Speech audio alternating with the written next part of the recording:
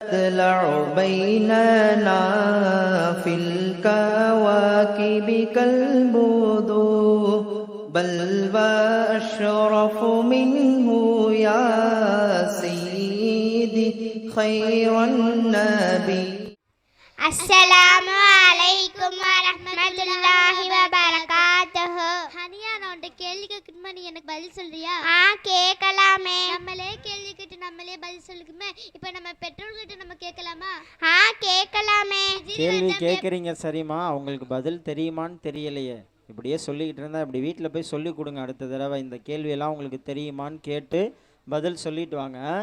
கேளுங்க. ஹிஜ்ரி வருடம் எப்பொழுது ஆரம்பமானது? நபி ஸல்லல்லாஹு அலைஹி வஸல்லம் அவர்கள் ஹிஜ்ரத் செய்ததென்று ஹிஜ்ரி வருடம் ஆரம்பமானது. மக்கா முகரமா எப்பொழுது வெற்றி கொள்ளப்பட்டது? மக்கா முகர்ரமா ஹிஜ்ரி 8ஆம் ஆண்டு வெற்றி கொள்ளப்பட்டது. நம்ம நபி ஸல்லல்லாஹு அலைஹி வஸல்லம் அவர்கள் யாரோட வீட்டில் வஃபாத் ஆனார்கள்? நம்ம நபி ஸல்லல்லாஹு அலைஹி வஸல்லம் அவர்கள் ஹஜ்ரத் ஆயிஷா சித்திகா அவர்கள் வீட்டில் வஃபாத் ஆனார்கள். குலஃபாய ராஷிதீன் சொல்லப்படுபவை யாவர்? குலஃபாய ராஷிதீன் சொல்லப்படுபவர் ஹஜ்ரத் அபூபக்கர் சித்திக், ஹஜ்ரத் உமர், ஹஜ்ரத் உஸ்மான், ஹஜ்ரத் அலி ரலியல்லாஹு அன்ஹு அவர்களுக்கு கூறப்படும். சஹாபாக்களின் மிக உயர்ந்த அந்தஸ்தை பெற்றவர் யார்? சஹாபாக்களின் மிக உயர்ந்த அந்தஸ்தை பெற்றவர் ஹஜ்ரத் அபூபக்கர் சித்திக். அமீரில் முக்மினீன் என முதலாக யாருக்கு கூறப்படும்? அமீரில் முக்மினீன் என்று முதலாக ஹஜ்ரத் உமர் ரலியல்லாஹு அன்ஹு அவர்கள் கூறப்படும். முஸ்லிம்களுக்கான மதீனாவில் ஒரு கிணத்தை விலைக்கு வாங்கியவர் யார்? முஸ்லிம்களுக்காக மதீனாவில் ஒரு விலைக்கு வாங்கியவர் ஹஜ்ரத் உஸ்மான் ரலியல்லாஹு அன்ஹு.